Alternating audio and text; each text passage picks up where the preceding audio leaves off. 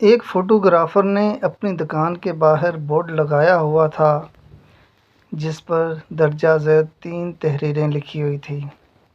20 روپے میں آپ جیسے ہیں ویسی فوٹو بنوائیں، 30 روپے میں آپ اپنے آپ کو جیسا سوچتے ہیں ویسی فوٹو بنوائیں، اور 50 روپے میں آپ لوگوں کے سامنے جیسے دکھانا چاہتے ہیں ویسی فوٹو بنوائیں۔